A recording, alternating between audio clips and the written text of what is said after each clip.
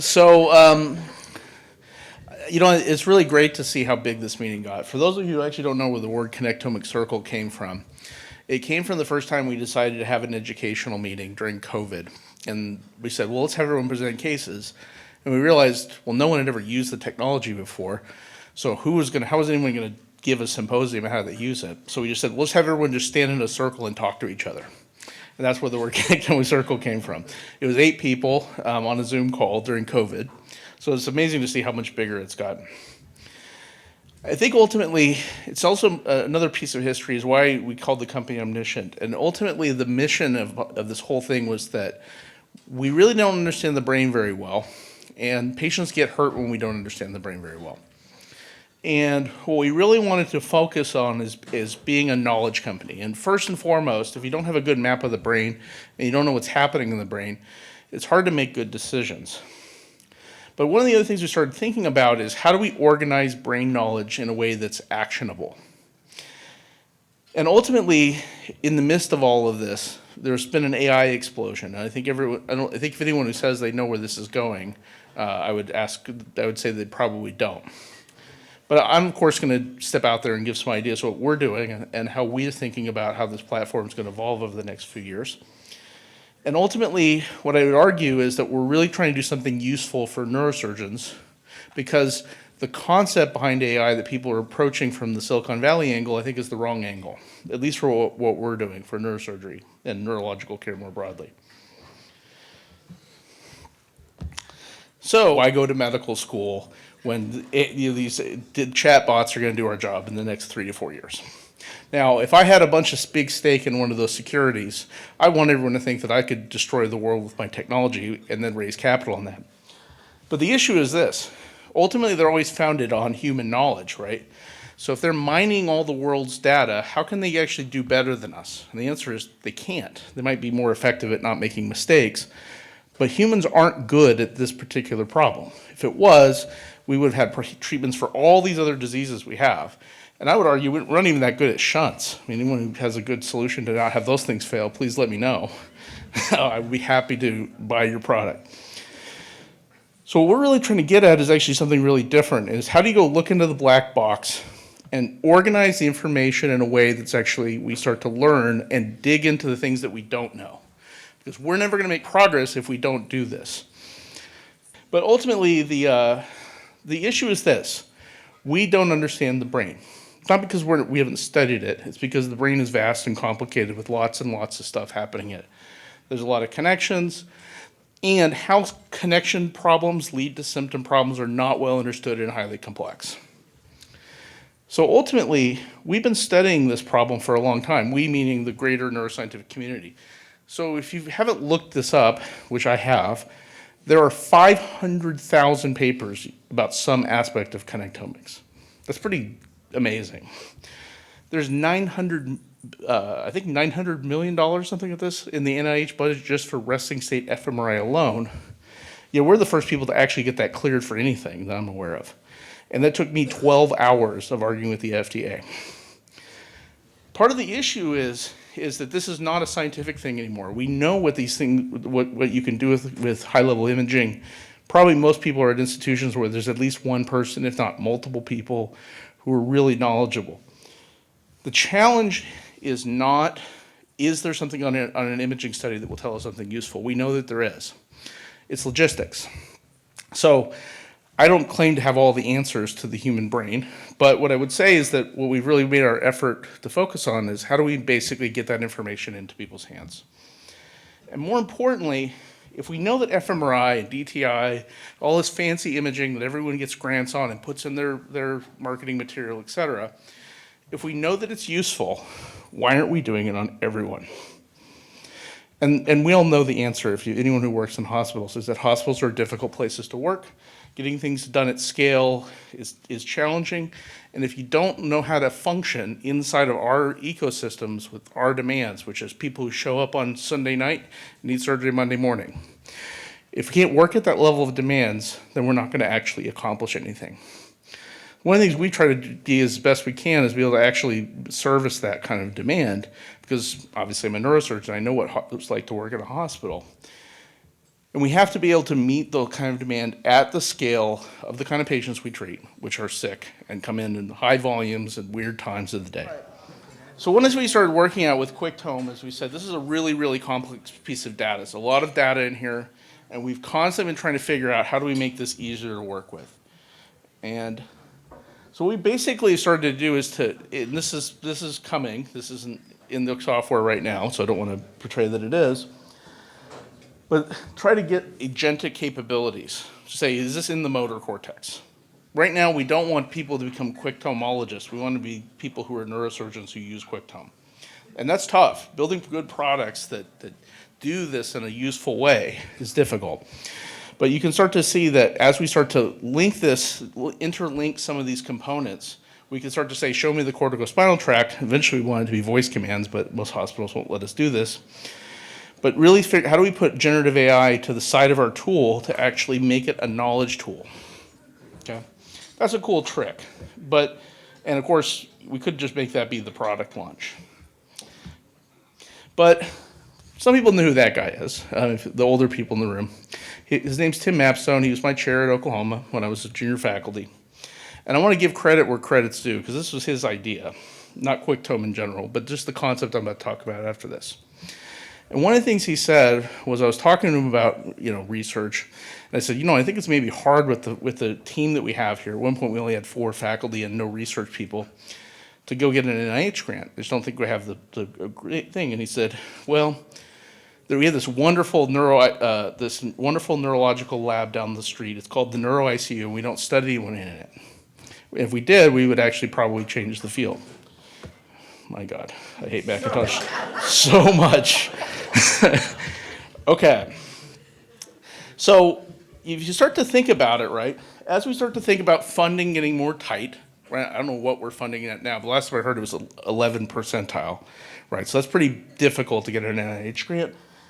And the NIH is funding things that are sexy, not things that actually are useful all the time, okay? We spend $900,000 on fMRI, and I had to go argue to get it into the hands of real clinicians.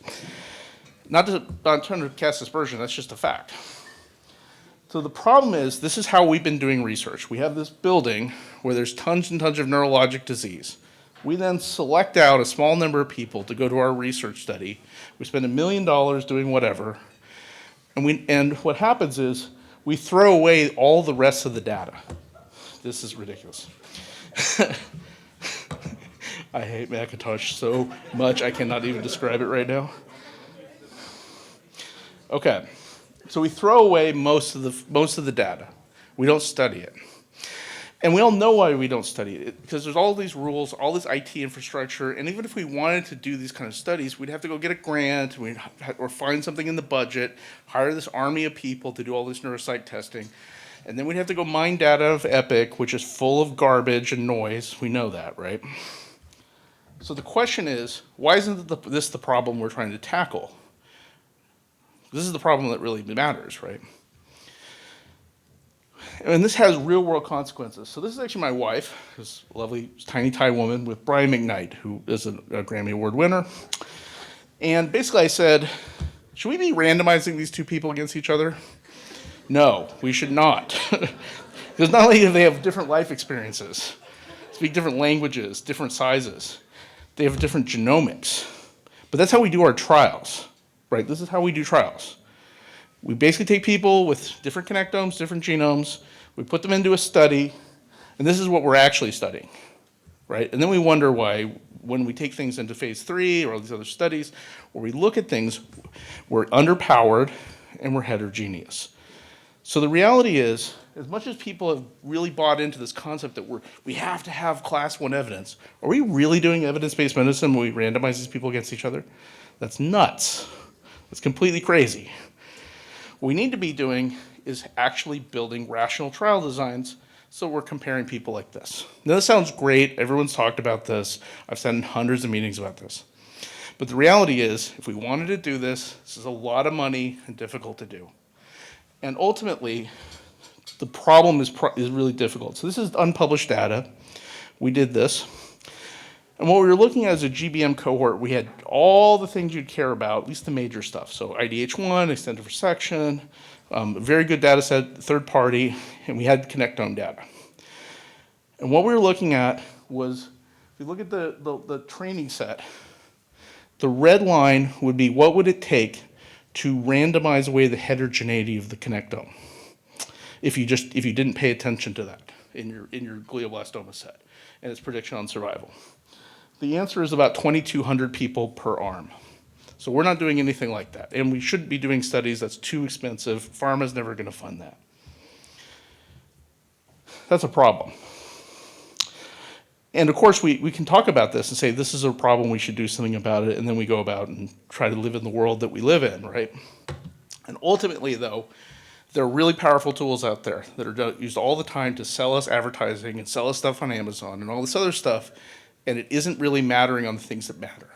Why? Because they're not funded, right? If we don't put money behind it, we don't get behind it, we don't provide this in the real world, and we don't demand our hospitals to help us do research like this, then we're just going to keep doing the same thing because it's too difficult.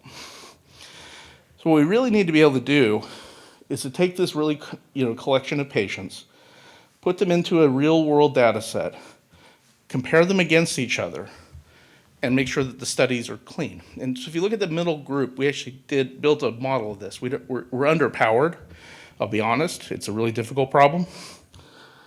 But the reality is, at the bare minimum, the machine learning can now identify a cohort of patients based on where the tumor is in the connectome that is all going to be dead in a year, no matter what treatment arm they're in, regardless of their IDH status, regardless of extent of resection. In the green cohort, everyone's alive at 3 years. So, at the bare minimum, we shouldn't put them all in the same group together.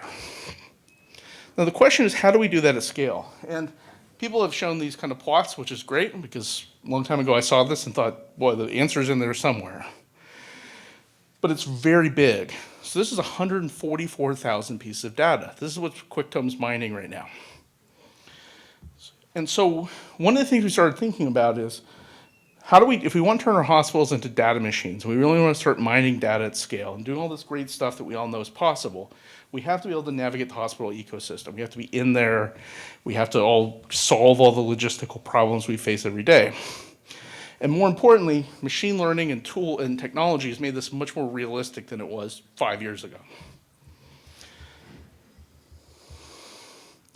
Now, we built a hypercluster. This doesn't look cool, but it is pretty cool. So to show you what all those lines are, that's the machine trying every single possible machine learning approach in about 35 minutes to maximize the AUC of the data. In the meantime, we've been publishing papers. I'm sure everyone basically has it sent directly to their phone every time I have something hit PubMed, so you're all aware of this. But we published about 45 different papers thinking about how to train models at scale. So we have this for ourselves. This is what we do in the background. We have about 120,000 brain MRIs. I think it's the biggest in the world. And really what we're trying to do is say, and this is actually something, I got this idea from Sean Grady, who when I first met him and told this idea, or what we were doing, he said, I have the greatest neuropsych department in the world and they can't get him to see anyone because there are just too many patients and not enough neuropsychologists. And I thought that's a big problem, right? So yeah, it's great if everyone can get a 12-hour neuropsych eval, but most of the patients can't do that. We don't have enough people. I think there's 120 board-certified neuropsychologists in the United States. So are they going to see everyone we treat? No, and everyone knows what the wait times are. So I would argue that it's probably better to get some data on everyone than no data on most people, and a few masterpieces on a few very select number of people. Again, we're missing most of the opportunities to learn. So if we start thinking about this whole thing, we started to build the tools and pipelines that we can start plugging into QuickTime. I'm not saying we're doing this next month, it's coming. But the first step is having the patient talk to the LLM first, making sure that they actually translate symptoms that they're talking about into actual brain mechanisms. That's really difficult. And it's not going to get done by ChatGPT, because what ChatGPT is going to do is basically take the same wrong way to do this that's polluting the internet literature and try to apply it onto that. So you have to have the right guardrails. You have to explain what does this mean exactly. And you have to have it think like a neurological specialist, not like the internet. Then it starts to basically determine which neuropsych test should you do. So instead of doing this big battery, a real experienced neuropsychologist focuses on some things and knows that if you can't pay attention or you're aphasic, don't give these other really complicated tests, right? It has to know how to do that and sequencing that. That's AI. That's what we're using LLMs for, something useful. But then it also starts to link to the brain analytics, knowing what parts of the brain to look at. Because again, once you translate symptoms and circuits, or symptoms and neuropsychological findings into circuits, it starts directing you to where you need to look. That's useful clinically, but it's also useful for getting data mining to scale, to know who this patient is. So a long time ago when we first founded the company, our first contract, we thought, oh man, it's going to be the Silicon Valley people, they say, get all the data you can from the hospitals, and all the hospitals think they're sitting on gold. And they're not. It's like having oil under your ground. If you're not a mining company, that oil isn't worth anything. We decided to say that ultimately an MRI doesn't mean anything if you don't know whose MRI it is. And getting the data out of Epic, we decided was a pollution. It was not a good use of our time. We have to have the data labeled correctly. And so we built a tool to do that at scale. But then finally, starting to link back. So we're not just doing a simple research tool, but linking and using LLMs for what they're actually good for. So ultimately, this is neurosurgical Gen AI. It isn't here to go become a doctor, because doctors suck at this process, right? If we were good at doing this, we would already be doing it. So if our goal is to go into our weak spot and try to replicate that, have at it. I don't know if that's going to move the goalpost. What we're trying to do is do something hard. But what we think is that we can actually begin to do that at scale and to turn this thing loose on an entire hospital at scale. So the eventual world we live in, and this is something that when my residents came to me, when I first got to Oklahoma, the residents didn't do research. And I came and had a meeting with them and I said, hey guys, research is important in neurosurgery. Why don't you guys do research? They say, oh, we're not interested in, research and academics. I go, well, then you're not interested in being a neurosurgeon, because what do we do that we're good at? Find the thing that we have great outcomes, 100%, not many things. And we do our best. Some of our patients do great, but it's a lot of improvement. And that improvement is only going to happen when we get to the kind of scale that Amazon has. So when we first started the company a few years ago, we talked to Amazon. And it's about a really crazy idea we had. And I won't go into all the details. If you're interested, I'm happy to tell you. But they said, how many scans you go? We go, oh, we've got 3,000 depression patients. It's the most anywhere out there. And they go, we don't really care about anything with less than 60,000. Okay? And so it was a big slap in the face, because I thought, we're the best. We have the most. And that's really what the AI that we're talking about is. So doing our 100-person little puddles is not going to move the goalpost. We need to get realistic here at what they talk about when they know what data really looks like. And we need to be at that scale. And if we're not at that scale, we're going to struggle, because our problem is exponentially bigger and more complex than their problem.